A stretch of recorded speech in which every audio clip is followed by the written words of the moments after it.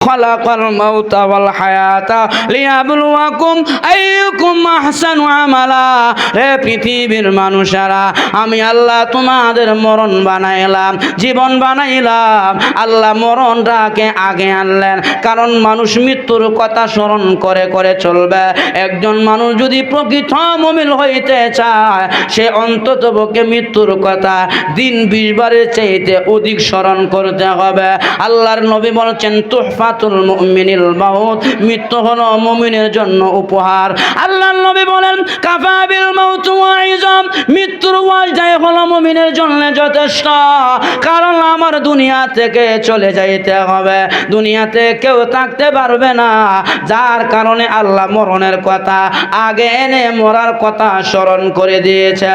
রে পৃথিবীর মানুষেরা, নবী হও, ওলি হও, গাউস হও, আবদাল হও, কুতুব হও, যেই হও না কেন রে, দুনিয়ার মরণ থেকে কেউ রেহাই পাইবা না। মরণ থেকে যতই পালাও রেহাই পাওয়া সম্ভব নয়।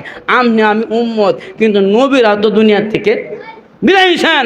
আল্লাহ নবীর শান আর মর্যাদা আল্লাহর পরে আল্লাহ দিছে। হে নবী দুনিয়াতে আছে, বিদায় হয়েছে না? আল্লাহর নবী দুনিয়া থেকে ওয়াফাত হয়েছে, নবীও চলে গেছেন। অথচ নবীর মরণটা এমনভাবে হয়েছে, আল্লাহর নবীর মৃত্যুর আগে প্রচণ্ড মাথা ব্যথা, শরীরে জ্বর। আম্মাজান আয়েশার ঘরে নবীজি শুয়ে আছে, মাথায় পট্টি দেওয়া, ফাতেমা নবীর পাশে বসা। এমন সময় নবীজি আম্মাজান আয়েশার ঘরে শুয়ে আছে আর বলতেছে, আব্বা তুমি যদি চলে যাও গো, হাসান হুসাইনকে কে দেখবে? আব্বা গো তুমি চলে যাও না, আজরাইলকে তোমাকে নিতে দিব না, আমি ফাতেমা আটকায়া দিব। আল্লাহর নবী কয়, ফাতেমা রে, আজরাইল রে পৃথিবীর কেউ আটকায়া রাখতে পারে না। আরে ফাতেমা, আমার আল্লাহ আজরাইলকে এমন শক্তি দিয়া সৃষ্টি করেছেন, কাহারও ঘরে ঢুকার জন্য আজরাইল অনুমতি নেয় না, আটকায়া তাকে রাখা যায় না। আল্লাহর নবী আর ফাতেমা কথা বলতে যায়, এমন সময় আজরাইল নবীর ঘরের দরজার সামনে গিয়া টক টক টক টক করে আওয়াজ দিয়েছে, সালাম দেয়, অনুমতি দিবেন নি গো ঘরে ঢুকার? আল্লাহর নবী কয়, ফাতেমা রে, আমার ঘরে কে ঢুকতে অনুমতি চায়? সালাম দেয়, দরজাটা খুলে দেখো। ফাতেমা রাদিয়াল্লাহু আনহা দরজা খোলার জন্য আসলেন।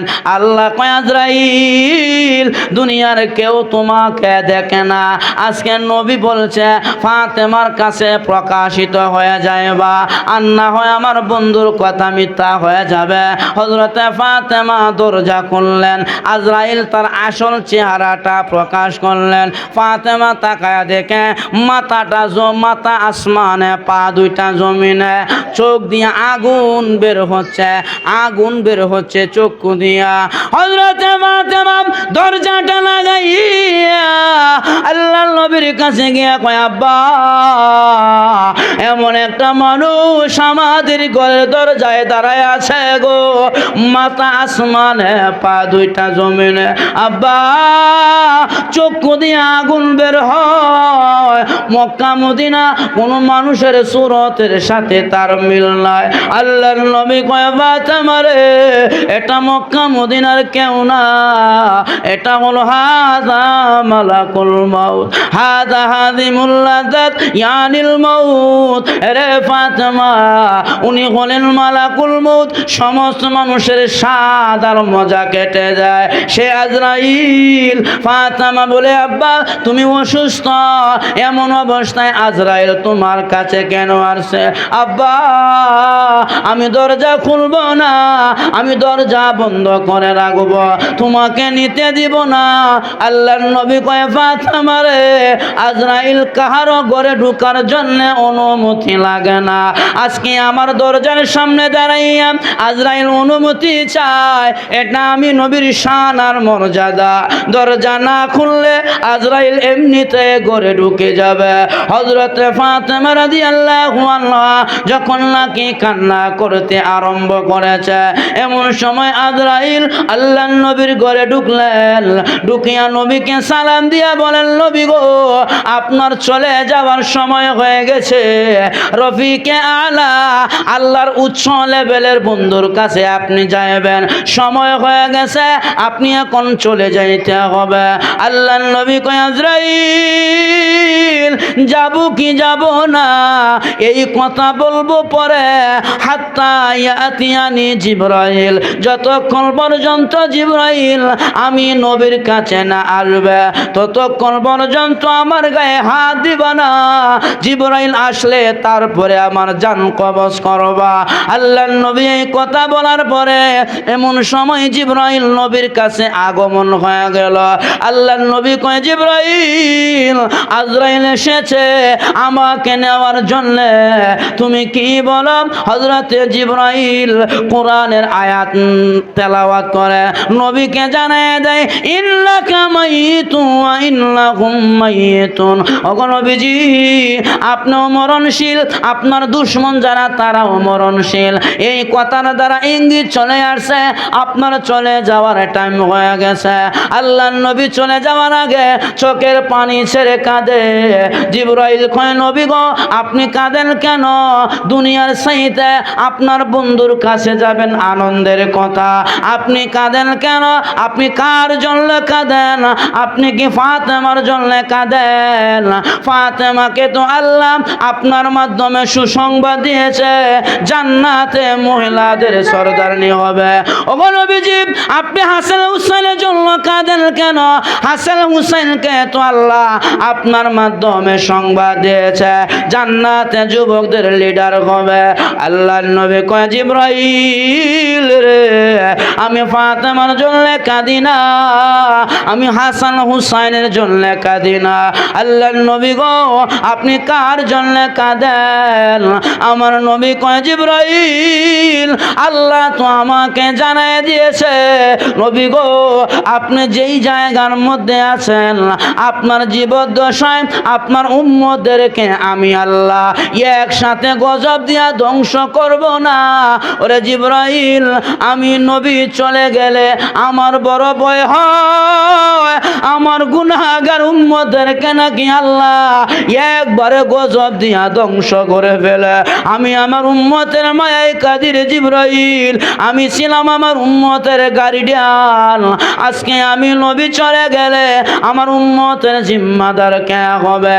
আমার আল্লাহ আসমান থেকে জিবরাইলকে জানায় দেয় জিবরাইল আমার বন্ধুকে আর কাঁদায় না, বন্ধুর কানে কানে সংবাদ জানায় দাও আনা কাফিলুম মিনকুম।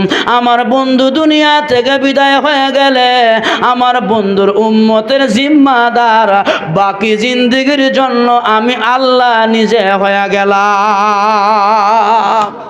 আমার বন্ধুকে বলে দাও সে যেন না খাদে, বন্ধুর উম্মতের জিম্মাদার আমি আল্লাহ নিজে। তাহলে আমার ভাইয়ারা, যে নবী আল্লাহর পরে শান আর মর্যাদা, ওই নবী দুনিয়াতে থাকতে পারে নাই।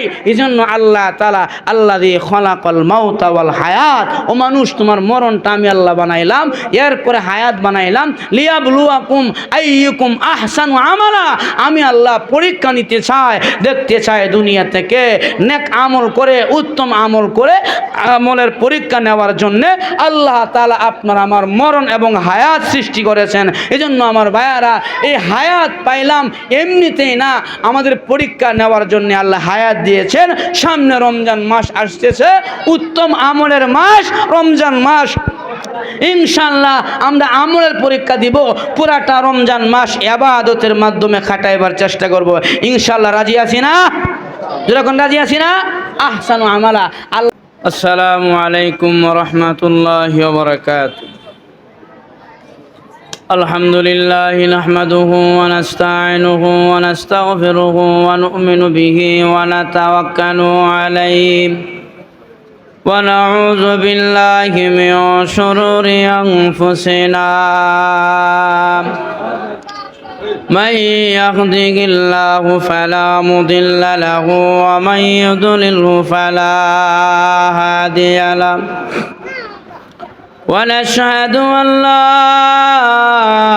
إله إلا الله وحده لا شريك له ونشهد أن سيدنا وسندنا وحبيبنا وطبيبنا ومولانا محمدا عبده ورسوله الذي أرسله الله بالحق بشيرا ونذيرا وداعيا إلى الله بإذنه وسراجا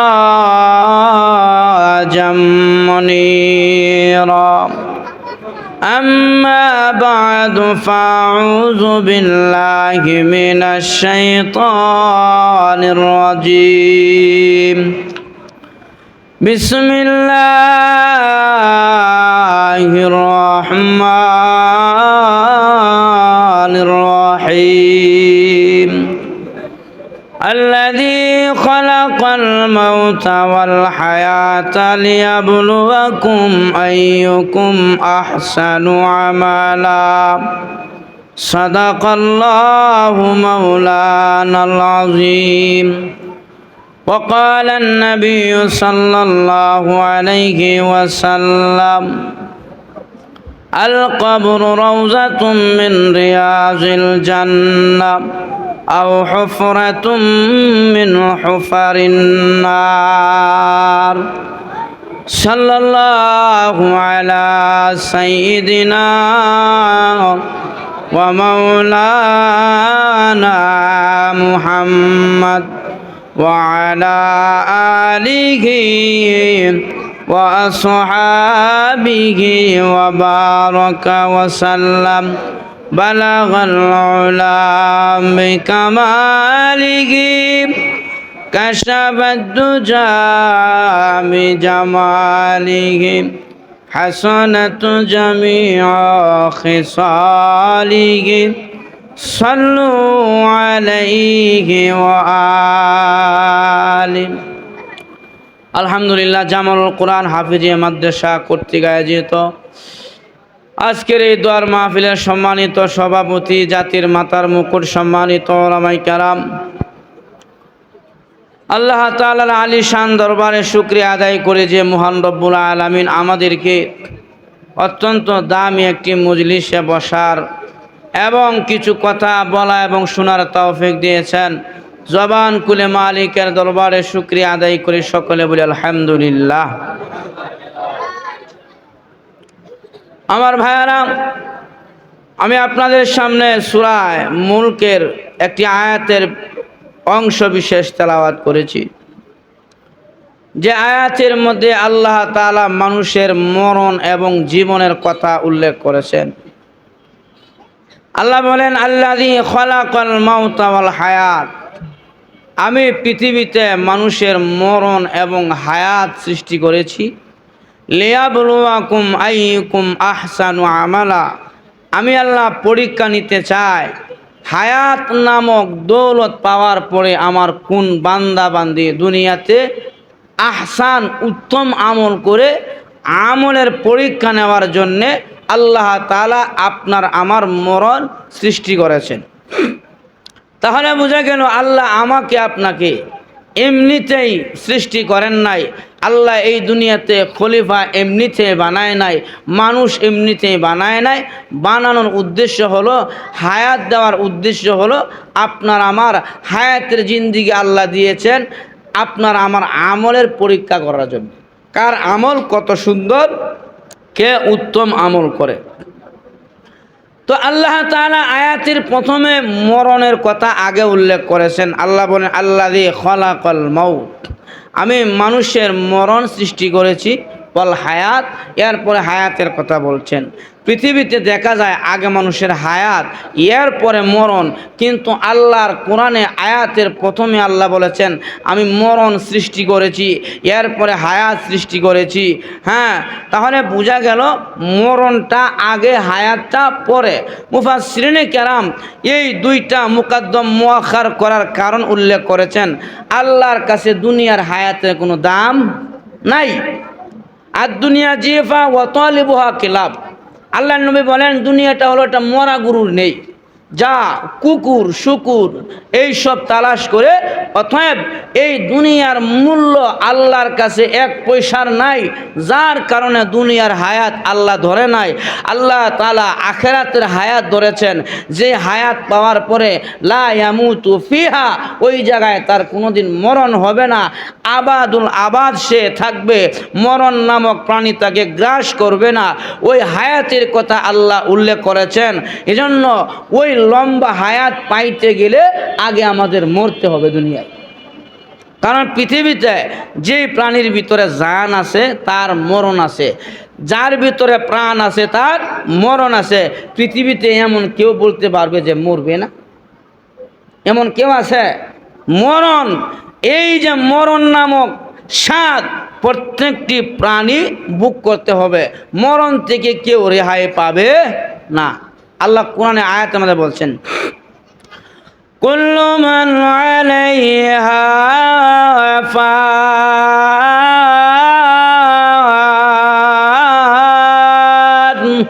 আল্লাহ বলেন প্রত্যেকটি প্রাণীর, প্রত্যেকটি জিনিসের একদিন ধ্বংস হবে, প্রত্যেকটি জিনিস একদিন ধ্বংস হবে। যার ভিতরে প্রাণ আছে তার একদিন না একদিন মরণ হবে, মরণ থেকে কেউ রেহাই পাবে না। কিন্তু মরণ নাই একজনের, তিনি কে? আরো দেখুন তিনি কে? আল্লাহ বলেন, وَيَبْقَى وَجْهُ رَبِّكَ ذُو الْجَلَالِ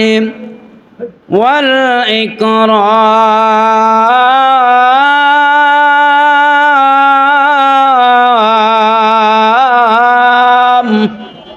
আল্লাহ বলেন রব্বুল জালালি ওয়াল ইকরাম, একমাত্র মরণ থেকে বাকি থাকবে একমাত্র আল্লাহ।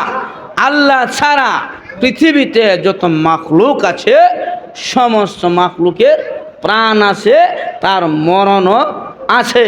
এজন্য মরণ নাই একমাত্র আল্লাহর।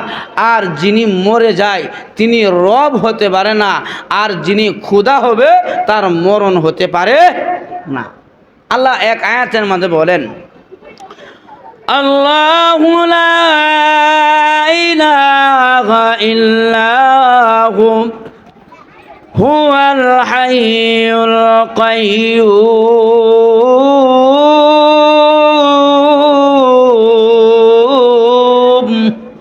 আল্লাহ বলেন হুয়াল হাইয়ুল কাইয়্যুম, তিনি হাই চিরঞ্জীব, কাইয়্যুম তিনি নিজে কায়েম থাকে এবং আমাদেরকে কায়েম রাখে। তাহলে চিরঞ্জীব, যার কোনোদিন মরণ হবে না, তিনি একমাত্র আমার রব আল্লাহ। আল্লাহর মরণ নাই, তিনি চিরঞ্জীব, তিনি কাইয়্যুম, উনি নিজে কায়েম থাকে এবং উনার সৃষ্টি জগতে যা কিছু আছে সব কিছুকে কায়েম রাখে। এজন্য কাইয়্যুমের ব্যাখ্যায় উল্লেখ করেছেন আহওয়ালে হাজিরুন ও আমালে নাজিরুন। উনি এমন এক রব, বান্দার অবস্থা সম্পর্কে জানে এবং বান্দা কি করে না করে সব আল্লাহ তাআলা কি করেন? দেখেন। তাহলে উনি এমন রব, সব জানেন, সব দেখেন, অতএব তার কোনোদিন মরণ হবে না। তিনি হাইয়ুম, তিনি চিরঞ্জীব, চিরস্থায়ী, উনি, তার কোনো মরণ নাই। তাহলে বোঝা গেল আল্লাহ ছাড়া সমস্ত প্রাণীর মরণ আছে। অতএব আমাদেরও একদিন দুনিয়া থেকে চলে যাইতে হবে, মরতে হবে, আমাদেরও একদিন মরণ আসবে। তবে যখন নাকি মৃত্যু নামক পরোয়ানা এসে যাবে, শত চেষ্টা করলেও থাকা যাবে। আপনি মনে করেন 20টা বাড়ির মালিক, আজরাইল যদি আপনার কাছে আসে, আসার পরে যদি আপনি বলেন বাইরে আমার 3টা বাড়ি 5তলা তুই নিয়ে নে, আমারে থইয়া যা, কি মনে করেন আজরাইল রাখতে দেব? থইয়া দেব? বোঝা গেল দুনিয়ার সম্পদ তামাম দুনিয়া দিলেও আজরাইল আপনাকে আমাকে রেখে যাবে না। আর যেই ফেরেশতার হাতে আপনার আমার জান কবজ করার দায়িত্ব দিছে, এমন এক ফেরেশতা, তার ভিতরে দয়া মায়া, আজরাইলের দয়া মায়া আছে? যদি সব মিলে কান্নাকাটি করে যে নিও না গো, আজরাইলের মায়া লাগবো? কারণ উনি এমন একটা ফেরেশতা, দয়া মায়া তার ভিতরে কিছুই নেই। এই জন্য আমার ভাইয়েরা, তাফসীরে কুরতুবীর ভিতরে ইমাম কুরতুবী রহমাতুল্লাহি আলাইহি উল্লেখ করেছেন, মহান আল্লাহ যখন আদম পৃথিবীতে বানাবেন, খলকে আদম বানানোর সময় আল্লাহ রাব্বুল আলামিন আল্লাহর নয় কণ্ঠশীল চারজন ফেরেশতাকে আল্লাহ ডাক দিয়া বলেন, ফেরেশতারা রে আমার কাছে আসো, আমি আল্লাহ পৃথিবীতে আমার খলিফা বানাবো। ইন্নী জাইলুন ফিল আরদি খলিফা, আমার প্রতিনিধি আমি পৃথিবীতে বানাবো, আদম বানাবো। তবে আদমের শরীরের প্রথম মাটিটা তায়েফের জমিন থেকে আমি লাগাবো, তায়েফের জমিনের মাটি দিয়ে আমি আদমের বডিটা বানাবো। আরে হযরত জিবরাইল এইদিকে আসো, তায়েফের জমিনে যাও, ওখান থেকে মাটি নিয়ে আসো, ওই মাটি দিয়ে আমি বনি আদমের প্রথম আবুন নাস হযরতে আদমকে বানাবো। আল্লাহর ফেরেশতা জিবরাইল আল্লাহর হুকুম পাওয়ার পরে উনি তায়েফের জমিনে গেলেন মাটি আনার জন্য। মাটিতে হাত দেওয়ার পরে মাটি কান্না করে আর বলে, জিবরাইল আমি জানতে পেরেছি মাটির তৈরি মানুষেরা দুনিয়াতে গুনাহ করবে আর পরিণামে জাহান্নামে যাইবে। এরে জিবরাইল আমার বড় ভয় হয়, আমি জাহান্নামের আগুন বরদাস্ত করতে পারবো না, জাহান্নামের আগুন আমি সহ্য করতে পারবো না, সাবধান আমার নিও না, আমার বড় ভয় লাগে। হযরতে জিবরাইল মাটির কান্না দেখিয়া ওনার ভিতরে মায়া লেগে গেল, মাটি না আনিয়া আল্লাহর কাছে চলে আসলেন। আমার আল্লাহ কয়, জিবরাইল তায়েফের জমিনের মাটি কোথায়? জিবরাইল বলে, আল্লাহ মাটি আমার সাথে কথা বলেছে, মাটি আমার পা ধরে কান্না করেছে, কাকতি মিনতি করেছে তাকে না আনার জন্য, সে নাকি ভয় পায়। আল্লাহ কয়, জিবরাইল তোমার দ্বারা হবে না, তুমি চলে যাও। আরে মিকাইল এইদিকে আসো, তায়েফের জমিনে যাও, তায়েফের জমিনের মাটি দিয়ে আদম বানাবো। মিকাইল আলাইহিস সালাতু ওয়াস সালাম উনিও তায়েফে গেলেন মাটি আনার জন্য। মাটির মধ্যে হাত দিয়েছে, মাটি আগের নেই, কান্না করে আর বলে, আরে মিকাইল আমি জানতে পেরেছি মাটির তৈরি মানুষেরা দুনিয়াতে গুনাহ করবে, পরিণামে জাহান্নামের লাকড়ি হবে। আমার বড় ভয় হয়, আমাকে তুমি নিও না। মিকাইল ফেরেশতার ভিতরে মায়া লেগে গেল, মাটি না আনিয়া খালি হাতে আল্লাহর আদালতে হাজিরা দিলেন। আল্লাহ কয়, মিকাইল মাটি কোথায়? বলে, আল্লাহ মাটি যেভাবে কান্না করেছে আমার বড় মায়া লেগেছে, যার কারণে মাটি আনতে পারি নাই। আল্লাহ কয়, যাও তোমার দ্বারা হবে না। এবার 3 নম্বর ফেরেশতা ইসরাফিলকে পাঠাইলেন। উনি একই অবস্থায় কান্না দেখিয়া উনার ভিতরে মায়া লেগে গেল, উনিও মাটি না নিয়া আল্লাহর আদালতে হাজিরা দিলেন। আল্লাহ কয়, ইসরাফিল মাটি কয়? বলে, আল্লাহ মাটি কান্না করেছে, মায়া লেগেছে, যার কারণে আনতে পারি নাই। এবার ইসরাফিল বলে, আল্লাহ মাটি যে তো কাঁদে গো, তোমার হুকুম কি পরিবর্তন করা যায় না? আমার আল্লাহ কয়, লা তাবদীলা লিকালিমাতিল্লাহ। এরে ফেরেশতা ইসরাফিল, আমি আল্লাহর হুকুম পরিবর্তন হয় না, হাকিম লড়ে তো হুকুম লড়ে না, আমি আল্লাহর হুকুম পরিবর্তন হয় না। এবার 4 নম্বরে আমার আল্লাহ বলেন, রে আজরাইল এইদিকে আয়, তায়েফের জমিনে যাও, মাটি আনার জন্য আমি তায়েফের জমিনের মাটি দিয়ে আদম বানাবো। আল্লাহর হযরত জিবরাইল, মিকাইল, ইসরাফিল না পারিয়া আজরাইল গেলেন, মাটিতে হাত দিলেন, মাটি কাঁদে। আজরাইল কয়, যত কাঁদো না কেন, তোমাকে না নিয়ে আমি যাব না, কারণ আল্লাহ আমাকে হুকুম দিয়েছে। জোর করিয়া মাটি নিয়া আল্লাহর কাছে চলে গেল। আল্লাহ কয়, আজরাইল মাটি এনেছ? বলে হ, এই যে নাও তায়েফের মাটি। আল্লাহ কয়, আজরাইল রে, মাটি যে নিয়ে আসলা, তায়েফের মাটি কি কাঁদে না? আজরাইল বলে, আল্লাহ অনেক করুণা জারি করেছে, কান্না করেছি, আমাকে অনেক কাকুতি মিনতি করেছে। আল্লাহ কয়, আজরাইল রে, তোর ভিতরে কি মায়া লাগলো না?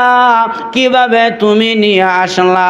আজরাইল বলে, আল্লাহ তুমি হুকুম দিয়েছ, তোমার হুকুম পালন করা আমার উপরে কর্তব্য আর দায়িত্ব, যার কারণে তার কান্নায় আমি কর্ণপাত করি নাই, আমি নিয়ে আসছি জোর করিয়া। আল্লাহ কয়, আজরাইল যাও, আজ থেকে তোমার টাইটেল লাগায়া দিলাম আনতাল মালাকুল মাউত। তুমি পারবে রে মানুষের সমস্ত মজা আর স্বাদ কাটিয়া জান কর্তন করে নিয়ে আসতে। আজকে থেকে তুমি মালাকুল মাউত, সমস্ত মানুষের জান কর্তনকারী ফেরেশতা।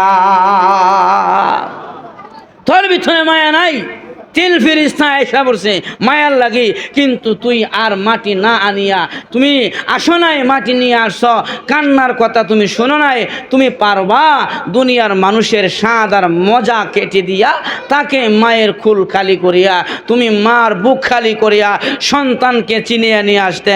আজরাইল কয়, আল্লাহ এমন একটা দায়িত্ব আমাকে দিলাম, মানুষের বাচ্চা নিয়ে আসলে মানুষ তো আমাকে গালিগালাজ করবে, আমাকে বিভিন্নভাবে কথা বলবে। আল্লাহ কয়, আজরাইল রে, এমন একটা বাহানা দিয়া আমি মানুষকে দুনিয়া থেকে নিয়ে আসব, তোমাকে গালি দিবে দূরের কথা, তোমার কথা স্মরণই করতো না, বলবে করোনায় মারা গেছে। আজরাইল যে নিয়ে গেছে এই কথা, বলে অ্যাক্সিডেন্টে মারা গেছে। আজরাইল যে নিয়ে গেছে এই কথা কেউ কয়? বলে প্রচণ্ড জ্বরে মারা গেছে, অমুক রোগে মারা গেছে, তমুক রোগে মারা গেছে। আজরাইল যে নিয়ে গেছে এই কথা কেউ কয় না। আল্লাহ কয়, তোকে কেউ তহমত দিবে না, আমি আল্লাহ এমন সিস্টেম নিয়ে আসবো।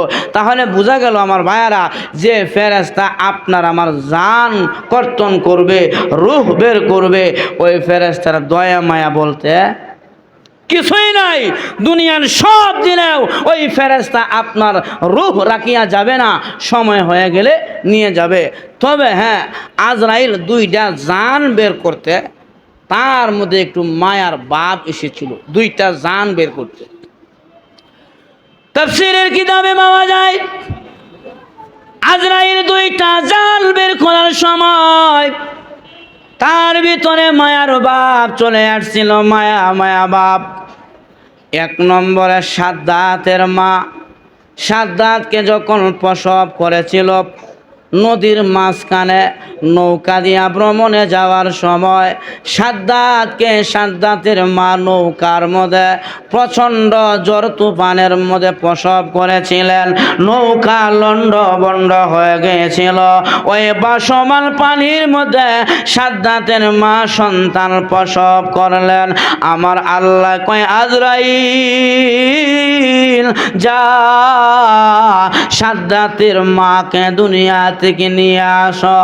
আজরাইল বলে, আল্লাহ এক তো নদীর মাঝখানে, আবার মা সন্তান প্রসব করেছে, বাচ্চারা এমনি রিক্সের মধ্যে আছে, এমন সময় হুকুম হয়েছে বাচ্চার মাটাকে দুনিয়া থেকে নিয়ে যাওয়ার জন্য। বাচ্চার কি অবস্থা হবে? আল্লাহ কয়, আজরাইল রে, আমার মৃত্যুর আজল চলে গেছে রে। ওয়ালি কুল্লি উম্মাতিন আজাল, ইযা জা আজালুহুম করিব, লা ইস্তাখিরু সাআতাও ওয়া লা ইস্তাকদিমুন। আরে আজরাইল, মৃত্যুর আজল চলে গেছে, এক মুহূর্ত সামনে নেওয়া যাবে না, এক মুহূর্ত পিছনে নেওয়া যাবে না। ওই সময় তার জান বের করে আনতে হবে। আজরাইল বলে, ওই যে সাদ্দাতের মাকে যখন নাকি ওই মধ্য নদীর মধ্যে তার জান বের করার সময় আমার একটু মায়ার ভাব এসেছিল, কিন্তু এরপরেও মায়া লাগায় নাই, কারণ আল্লাহর হুকুম হয়েছে দুনিয়া থেকে নিয়ে যাব। সাদ্দাতের মাকে মহান আল্লাহ দুনিয়া থেকে উঠায় নিলেন, আর ওই শিশু বাচ্চাটাকে আমার আল্লাহ নদীর ঢেউয়ের সাহায্যে নদীর কিনারায় পৌঁছায়া দিয়েছে। নদীর কিনারায় পৌঁছায়া দিছে। রাখে আল্লাহ মারে কে? রাখে আল্লাহ মারে কে? আল্লাহ যদি বাঁচাইতে চায় পৃথিবীর কোনো শক্তি নাই তাকে মারার জন্য। যেরকম ঠিক না? এই জন্য আমার ভাইয়েরা, আল্লাহ যদি আপনাকে বাঁচাইতে চায় পৃথিবীর কেউ মারতে পারবে না।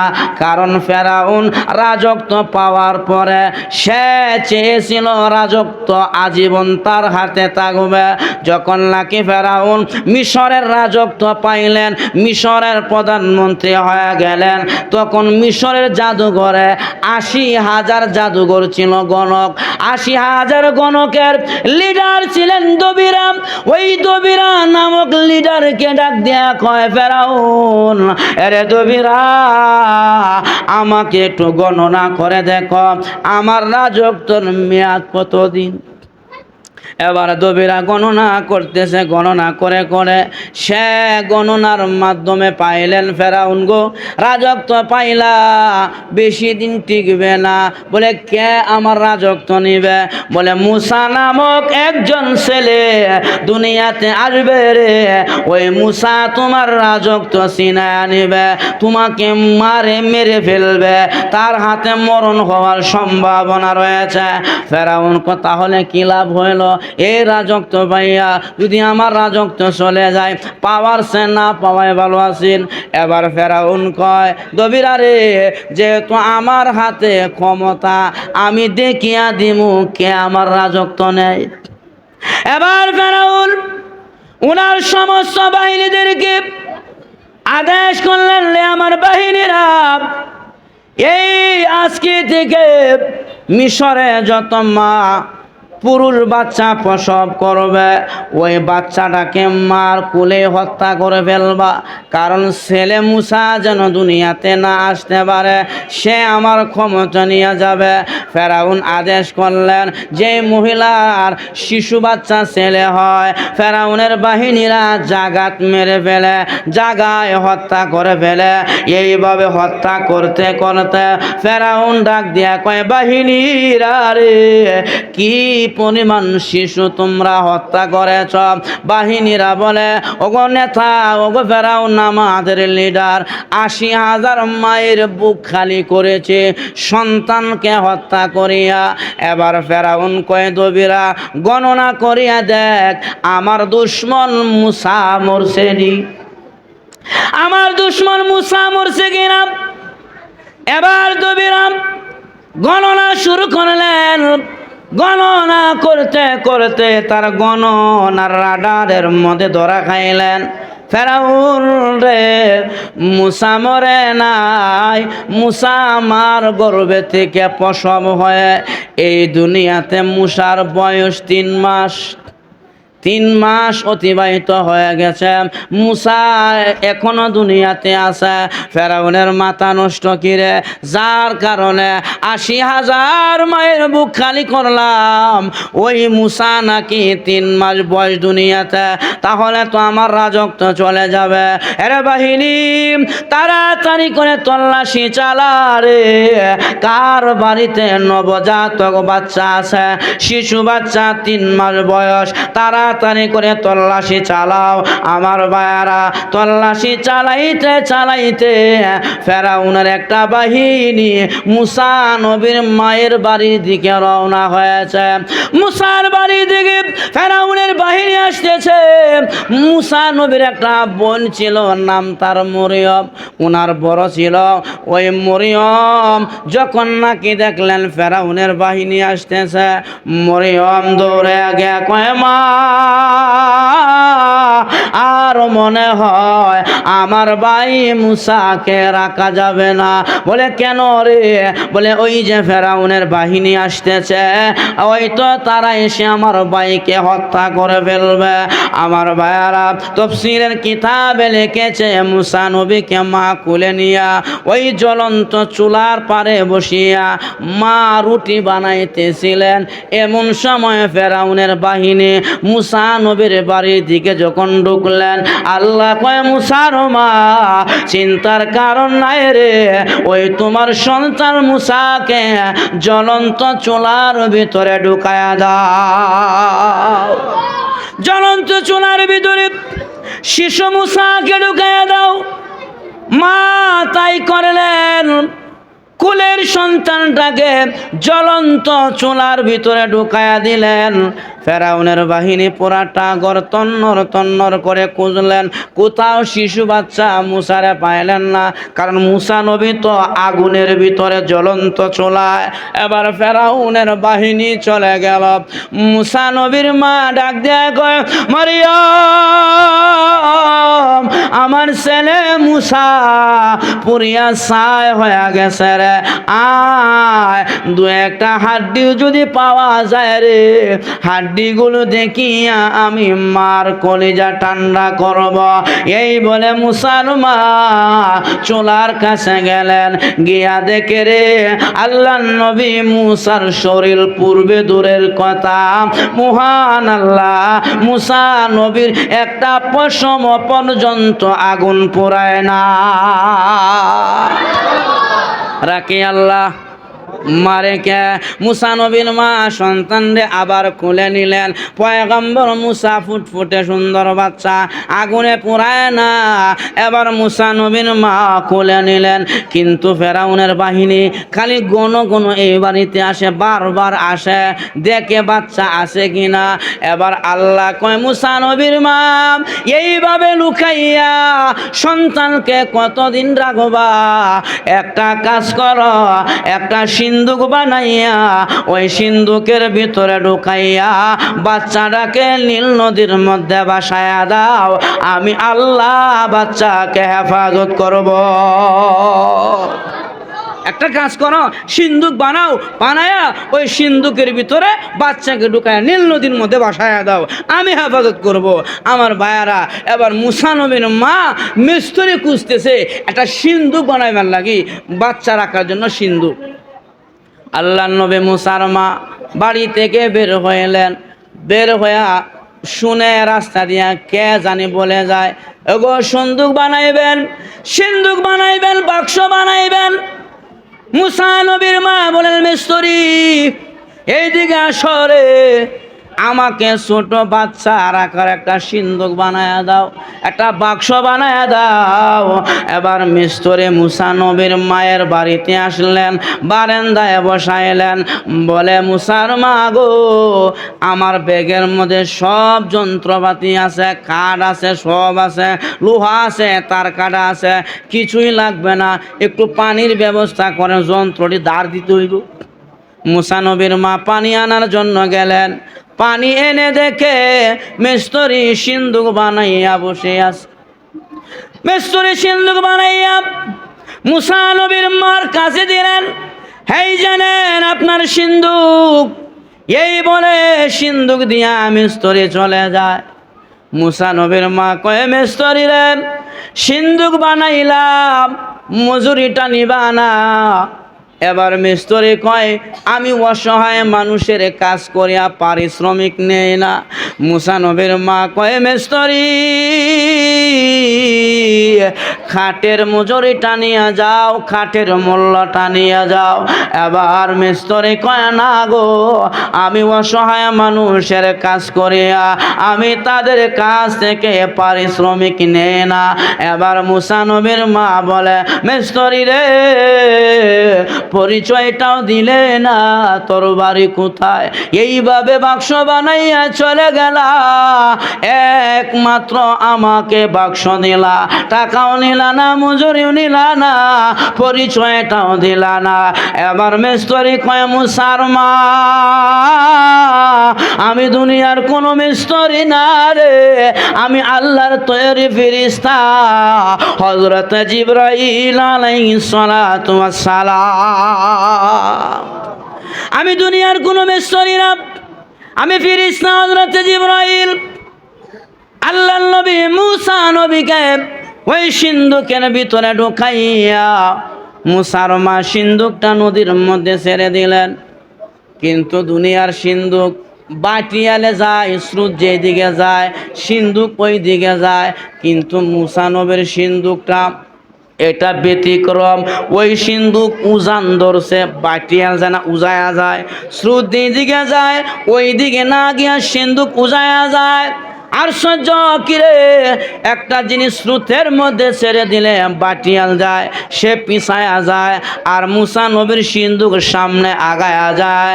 এবার ওই সিন্ধুক যখন নাকি নীল নদী দিয়া স্রোতের উজান দিকে যাইতে আরম্ভ করেছে, মুসার বোন মরিয়ম রাস্তার মধ্যে একবারে সাধারণ বেশে দাঁড়ায় থাকে, কেউ যেন বুঝতে না পারে ওই সিন্ধুকের মালিক এই মেয়েটা। সাধারণ ভাবে তাকায় থাকে, উনি তাকায় তাকায় দেখে সিন্ধুকটা কোন দিকে যায়। আল্লাহর কি কুদরত, ওই মুসা নবীর সিন্ধুক উজান দিকে যাইতে যাইতে ফেরাউনের ঘাটে গিয়া লাগছে। ফেরাউনের ঘাটে গিয়ে সিন্ধুক লাগলেন। এবার ফেরাউনের বাহিনী সিন্ধুক ধরার জন্য আসতেছে, কিন্তু তারা ধরতে যায়, সিন্ধুক দূরে চলে যায়, হাতে ধরা দেয় না। এইভাবে যখন দূরে যায় ধরা দেয় না, এবার ফেরাউনের বাহিনী হযরতে আসিয়ার কাছে সংবাদটা দিলেন, আসিয়া গো দেখিয়া যাও, আমাদের ঘাটে একটা সিন্ধুক লেগেছে, খুব সুন্দর দেখা যায়, তবে ধরতে পারি না, ধরতে গেলে দূরে চলে যায়। এবার আসিয়া কয়, সাবধান, তোমরা কেউ যাবে না, আমি যাই। আসিয়া যখন নদীর ঘাটে গেল রে, সিন্ধুকের দিকে হাত বাড়াইলেন, আপনি সিন্ধুক আসিয়ার হাতে ধরা দিয়া দিছি। আসিয়ার হাতে সিন্ধুক চলে আসে। আসিয়া এই সিন্ধুক নিয়া সিন্ধুকের মুখ খুলে দেখে ওই সিন্ধুকের ভিতরে ফুটফুটে সুন্দর নবজাতক এক বাচ্চা, এত সুন্দর বাচ্চা, কারণ যেই যুগে নবীরা আসে ওই নবী ওই যুগে সব চাইতে সুন্দর হয়, এটা নবীদের একটা গুণ। এই সুন্দর বাচ্চা দেখিয়া আসিয়া উনার ভিতরে মায়া লেগে গেছে। সাবধান, এই বাচ্চার গায়ে কেউ হাত দিবা না, আমি আসিয়া এই বাচ্চাকে লালন পালন করব, আমি আসিয়া তাকে লালন পালন করব। এবার আসিয়া বাচ্চা যখন নাকি কুলে নিলেন, কারণ আসিয়ার কোনো বাচ্চা ছিল না, ফেরাউনের সাথে সংসার করছে, কিন্তু বাচ্চা হওয়ার মতন হিম্মত ফেরাউনের ছিল না, কারণ তফসির ওয়ালারা লিখেছে ফেরাউনের পুরুষাঙ্গ নাই, যৌন চাহিদা নাই। কেন নাই? এটা আল্লাহ কেন নষ্ট করে দিলেন? এই আসিয়ার সাথে জান্নাতের ভিতরে আমার নবীর সাথে তার বিয়া হবে। যেই মহিলাটাকে নবী বিয়া করবে, ওই মহিলাকে যদি একজন অপদার্থ অপবিত্র ফেরাউন নষ্ট করে, তাহলে তো আমার নবীর ইজ্জত থাকে না।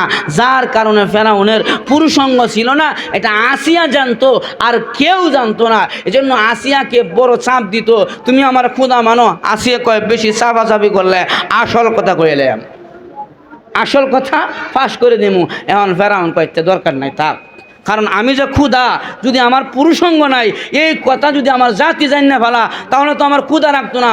তোর বলা তুই নিজেই ঠিক নাই, তুই আঙ্গরে কেন ঠিক করবি? আসিয়া উনাকে চাপ দিতেন না, কারণ গোপন তথ্য ফাঁস হয়ে যাবো গা। এখন আসিয়া কয়, এই যে দেখো সুন্দর ফুটফুটে বাচ্চা, এই বাচ্চাটাকে আমি লালন পালন করব, কারণ আমার বাচ্চা নাই। আর মহিলারা ছোটো বাচ্চা পাইলে এমনিতেই মায়া লাগায় দেয়, যেমন কুলে নেয়, বুকে নেয়, চুমু খায়। যখন নাকি নবী মুসারে খুলে নিলেন, এখন তো মুসা নবী কান্না করতেছে দুধ খাওয়ার জন্যে। এখন ফেরাউন কয়, তাড়াতাড়ি করে ধাত্রী মহিলা খুঁজো, কোন মেয়ের বুকের দুধ খায় তাকে আমার বাড়িতে আনো, বাচ্চারা বাঁচাইতে হবে। এখন এই যে ধাত্রী মহিলা আইতাছে, সবাই আয়া বাচ্চা কুলে নিয়ে দুধ দেয়। মুসা নবী কাহারও স্তনে মুখ লাগায় না, কেননা মুসা নবী উনি তো ওনার মায়ের দুধ পান করছে, অন্য কেউ দুধ পান করবে না। এখন বাচ্চার কান্নাকারির কারণে মাথায় নষ্ট হয়ে গেছে, হায় রে বাচ্চারে এখন রাখবো কেমনে, সে তো দুধ পান করে না কাহারও। এখন ওই যে মুসার বোন মরিয়ম বাক্সর সাথে সাথে আসছিল ছদ্মবেশে, সাধারণ বেশে, কেউ তারা চিনতে পারছে না। মুসার বোন মরিয়ম এই বাড়িতে ঢুকলেন, ঢুকিয়া কয়, কি গো আপনাদের বাচ্চা কাঁদে কেন? বলে দুধ খাই বলে এই কান্দে। একটা দাত্রী মহিলা দেখান, কত দাত্রী মহিলাই তো আনলাম, কাহারও দুধ এই বাচ্চা পান করে না। এবার মুসার বোন আমার কাছে একটা দাত্রী মহিলা আছে, হের দুধ সব বাচ্চারাই পান করে। ফেরাউন তাড়াতাড়ি নিয়ে আও, তারে দেখি তাড়াতাড়ি নিয়ে আও।